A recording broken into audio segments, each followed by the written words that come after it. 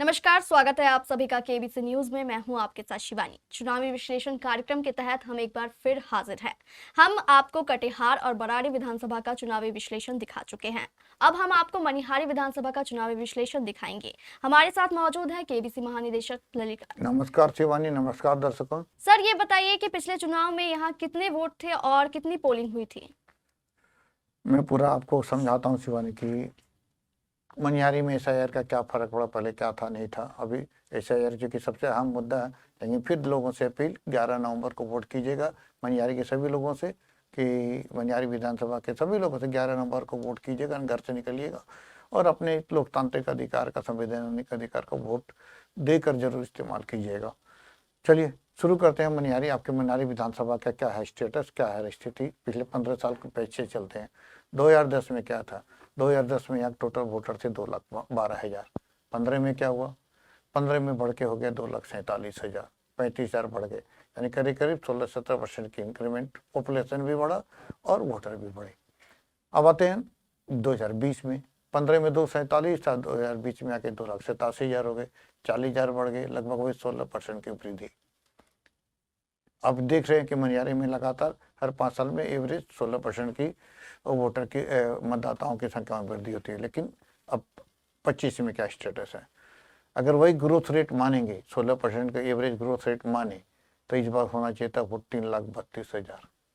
लेकिन क्या है, घट गया 2,97,000, यानी करीब करीब 39,000 वोट एसआईआर का शिकार हो गए।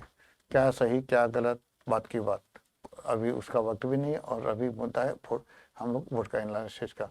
यानी एसआईआर का फर्क यहाँ भी अच्छा खासा दिखाई पड़ा। कटिहार में 50,000 का दिखाई पड़ा, बरारी में काफ़ी कम दिखा, लेकिन फिर मनिहारी में आपको अच्छा खासा वोट का असर, एसआईआर का फर्क दिखाई पड़ रहा है। अब बात करते हैं कब कौन जीता, कैसे जीता और किस रेशियो से जीता। तो हम लोग बात करते हैं 2015 की। 2015 में क्या हुआ? टोटल वोट थे 2,37,000, 2,47,000, लेकिन परसेंटेज पोलिंग भी अच्छा था। यहाँ पे 64.5% पोलिंग हुई, 1,59,000 प्लस वोटिंग हुई यहाँ पे, 1,59,000 प्लस। लेकिन देखने वाली बात क्या, जीता कौन और किसको कितना वोट मिला? जीते वही मनोहर प्रसाद जी, जो कांग्रेस के कैंडिडेट हैं। 15 में उन्होंने जीता। हराया किसको इस बार? अनिल राव को, अनिल कुमार को हराया उन्होंने। अनिल कुमार को हराया, तब दोनों को बीच वोट कितना मिला, कितना से हराया? यहाँ मनोहर प्रसाद को मिलते हैं 61,600 वोट प्लस मिलते हैं, जबकि अनिल कुमार को मिलते हैं 48,000 वोट, यानी 13,000 प्लस वोट से मनोहर प्रसाद यहाँ चुनाव जीत जाते हैं। लेकिन अब देखते हैं क्या इन दोनों को मिला के कितना वोट मिला। इन दोनों को मिला के 1,09,000 वोट पब्लिक ने दिया, यानी विनिंग कैंडिडेट को और फर्स्ट रनर्स अप यानी लूजर कैंडिडेट को। तो अब ये देखिए कि यहाँ की जनता पहले दो कैंडिडेट को कितना वोट करती है। 1,59,000 पोल हुआ, 1,09,000 उन्होंने इन्हीं दोनों को कैंडिडेट को वोट दिया, यानी 50,000 वोट अलग कैंडिडेट को भी गए। यानी यहाँ मेजर रेशियो अदर कैंडिडेट को भी जाता है। कटिहार बरारी की तुलना में देखें तो यहाँ ज़्यादा थोड़ा वोट ज़्यादा पड़ता है। 68% लोग ऐसे हैं जो यहाँ पहले दो कैंडिडेट को वोट देते हैं, विनर को, लूजर को, और बाकी 32% ऐसे भी मतदाता है जो बाकी, चाहे वो जाति के कारण हो, चाहे उनका लोकल इन्फ्लुएंस रहा हो, 32% ऐसे लोग हैं जो दूसरे प्रत्याशी को वोट देते हैं। तो ये तो हो गया 2015 की कहानी। अब आते हैं 2020 पे। 2020 में फिर जीते मनोहर प्रसाद कांग्रेस की टिकट पर।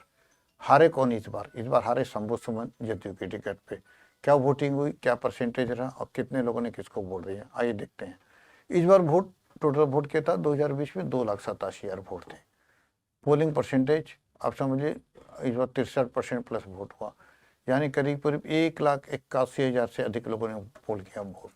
किसको कितना मिला वोट?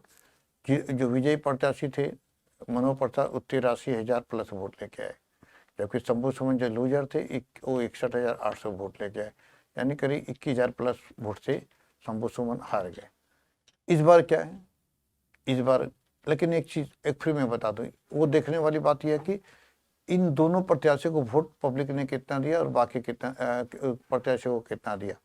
तो 2020 में देखिए तो इन दोनों प्रत्याशियों का अगर आप मिला देते हैं तो 1,45,000 वोट पब्लिक ने इन दोनों को दिया, जबकि टोटल वोट कितना था, पोल्ड कितना हुआ था, तो 1,81,000 से प्लस वोट हुआ था, यानी 36,000 से ज़्यादा वोट बाकी प्रत्याशियों को गए, यानी 20% पब्लिक, 20% वोटर ऐसे हैं जो पहले दूसरे को छोड़ के बाकी प्रत्याशियों को वोट करते हैं।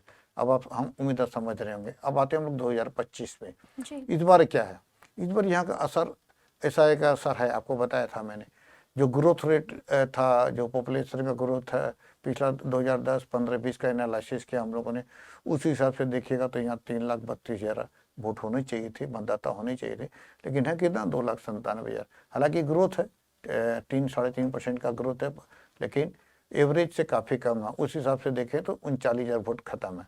फिर भी आइए जो वोट है उस पर बात करते हैं। 2,97,000 वोट हो गए। यहाँ परसेंटेज लेना ठीक नहीं होगा, क्या कि परसेंटेज से ज़्यादा हम लोग नंबर ऑफ वोट लेते हैं कि 1,81,000 पिछली बार वोट हुए थे, तो इस बार 10,000 ज़्यादा, तो मान के चलते हैं 1,88,000 1,90,000 वोट होगा।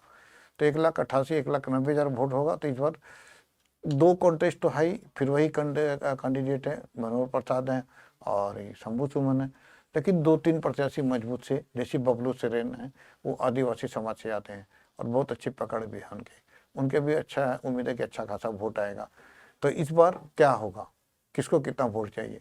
अगर हम लोग मान के चले अधिकतम पोलिंग ज़्यादा हो तो 1,90,000 पोल होती है, तो कम से कम इस बार फिर वही 80,000 82,000 वोट लाना अनिवार्य होगा मनिहारी सीट से जीतने के लिए। हो सकता है 75,000 या 70,000 में जीत हो जाए, लेकिन 80,000 का आंकड़ा अगर कोई टच करता है प्रत्याशी तो उनकी जीत लगभग निश्चित हो जाती है। तो ये है आज ये मनिहारी विधानसभा कैलकुलेशन। और हम आपको दर्शकों फिर जाते जाते बता दें कि किसी विधानसभा सीट पर SIR का असर ज़्यादा है, किसी का कम है। बरारी में सबसे कम देखा गया, कटिहार में सबसे ज़्यादा देखा गया, और मनिहारी में भी कटिहार की तुलना में थोड़ा कम, लेकिन काफ़ी असर SIR का देखा गया। As far as the number of voters के हिसाब से हम बात कर रहे हैं। तो ये था हमारा मनिहारी का। कटिहार बरारी के बाद मनिहारी हम आपको दिखा चुके हैं। फिर हम आपको दिखाएंगे कोड़ा, बलरामपुर, कदवा, प्राणपुर, ये चारों का भी हम दिखाएंगे। आज इतना ही, कल फिर हम हाजिर होंगे। धन्यवाद। धन्यवाद, नमस्कार।